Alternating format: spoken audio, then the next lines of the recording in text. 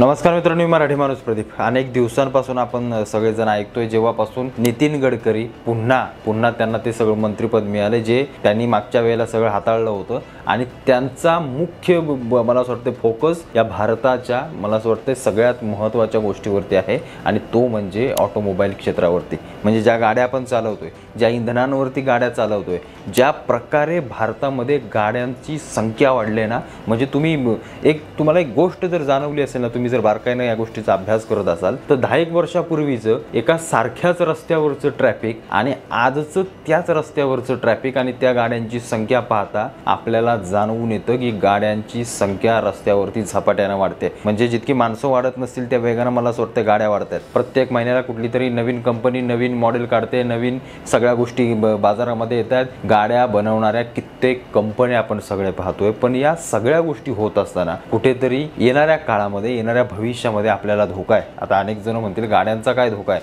15 वर्षांनी जाते की ती सगळी स्क्रॅप लाईन व पुन्हा त्याचं होते की म्हणजे ती सायकल चालते की, पण ती सायकल चालत असताना त्याची आवक येण्याची किती आहे आणि त्याची जाण्याची संख्या किती आहे हे फार महत्त्वाचं आहे। म्हणजे मी काय कुठला शास्त्रज्ञ नाही किंवा काय असा कुठला अभ्यासक नाही की या सगळ्या गोष्टी तुम्हाला सांगतोय, पण सगळ्यात महत्त्वाची गोष्ट म्हणजे गाड्या चालवत असताना त्याला लागतं इंधन। मग ते गॅसच्या स्वरूपात असो म्हणजे CNG स्वरूपात असते, आता हल्ली इलेक्ट्रिक यायला लागले पण अजून तेवढा त्याने जोर पकडला नाही।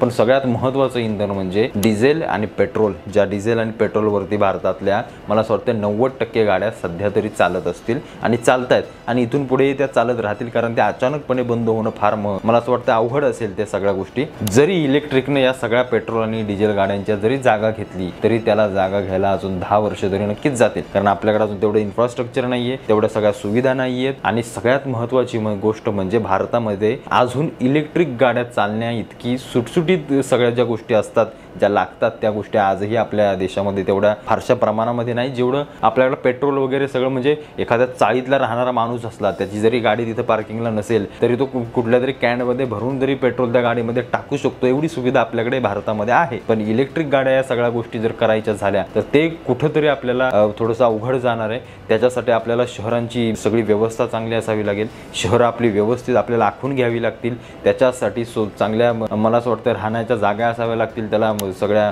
चार्जिंग चांगले स्टेशन्स असावे लागतील, सगळी लोक शिस्तबद्ध असावे लागतील। या सगळ्या शिस्तीच्या गोष्टी आहेत, कारण इलेक्ट्रिक गाडी येणं हे भले जरी चांगली गोष्ट असली आपल्या पर्यावरणासाठी तरी ती आणताना या सगळ्या गोष्टींचा विचार करावा लागेल। पण या सगळ्या गोष्टी होत असताना नितीन गडकरी साहेब म्हणतात की पेट्रोल आणि डिझेलच्या गाड्या मी बंद करेन आणि त्या गाड्या बंद झाल्यानंतर आपल्याला जे इंधन किंवा जे कच्चं तेल बाहेरच्या देशांतून मागवावं लागतं त्याच्यावरती आपल्याला अवलंबून राहता येणार नाही किंवा आपण त्याच्यावर अवलंबून राहण्याची आपल्याला काही गरज नाहीये जर आपण या सगळ्या गोष्टींचं जर मला असं वाटतं अंमलात आणलं तर। पण हे खरंच शक्य आहे का? कारण पेट्रोल आणि डिझेल बंद करायचं झालं तर ते काय फक्त आपण भारतापुरतं जरी करायचं झालं तरी संपूर्ण ऑटोमोबाईल क्षेत्रच कोलमडून जाईल। म्हणजे ही काही साधी गोष्ट नाही। हा, पण ते होईल त्याला कालावधी खूप मोठा लागेल, कारण या सगळ्या गोष्टी फार छोट्या प्रमाणामध्ये हळूहळू बदलत आहेत। त्याला 20 ते 25 वर्ष जातील, त्याच्यानंतर देखील आपण या सगळ्या गोष्टी कायम स्वरूपी हलवू शकत नाही किंवा मिटवू शकत नाही।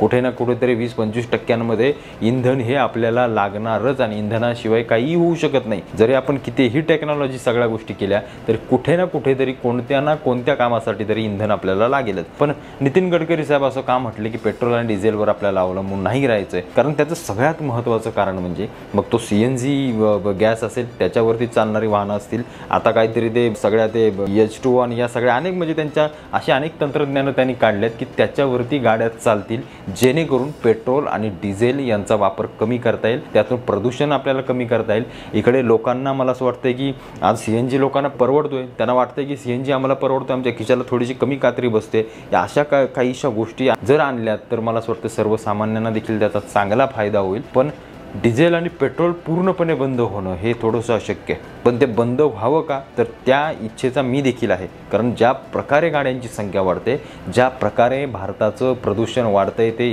इतकं धोकादायक आहे की अक्षरशः हवेच्या त्रासानं, प्रदूषणानं आज त्या सगळे रिपोर्ट येत आहेत की कित्येक हजारो माणसं मरतात या सगळ्या प्रदूषणाने, या सगळ्या गोष्टींमुळे. त्याच्यामुळे इंधनांवरती चालणारी वाहनं कुठेतरी कमी व्हावीत, तर नक्कीच कमी व्हावीत, पण त्याच्यासाठी लागणारी सगळी व्यवस्था हे फक्त आणि फक्त नितीन गडकरी साहेबांसारखाच एखादा मंत्री जर या खात्यावर असेल तर होऊ शकतं. बाकी ऐरागेऱ्याचं काम नाही, कारण ज्या प्रकारे बाहेरचं इनोव्हेशन आणि सगळी टेक्नॉलॉजी बदलते त्याला कुठंतरी आपल्या देशात सामावून घेणं आणि त्या बदलत्या सगळ्या काळाची उत्क्रांती आपल्यामध्ये घेऊन या सगळ्या गोष्टी भारतामध्ये बदलताना पाहणं हे फार महत्त्वाचं आहे. त्याच्यासाठी मोठी ताकद, त्याच्यासाठी मोठा विचार, त्याच्यासाठी मोठी इच्छाशक्ती, या सगळ्या गोष्टी मला असं वाटतं लागतील आणि त्या आपण नितीन गडकरी साहेबांच्या हाताने पाहतोय. पण पेट्रोल डिझेल गाड्या बंद होतील का? नक्कीच होतील, सांगू शकत नाही, कारण ज्या प्रकारचं इनोव्हेशन आणि टेक्नॉलॉजी सगळ्या कंपन्या या सगळ्या गोष्टी काढतात त्यातून नक्कीच असं वाटतंय की येणाऱ्या काळामध्ये भले कायमस्वरूपी जरी बंद नाही झाली तरी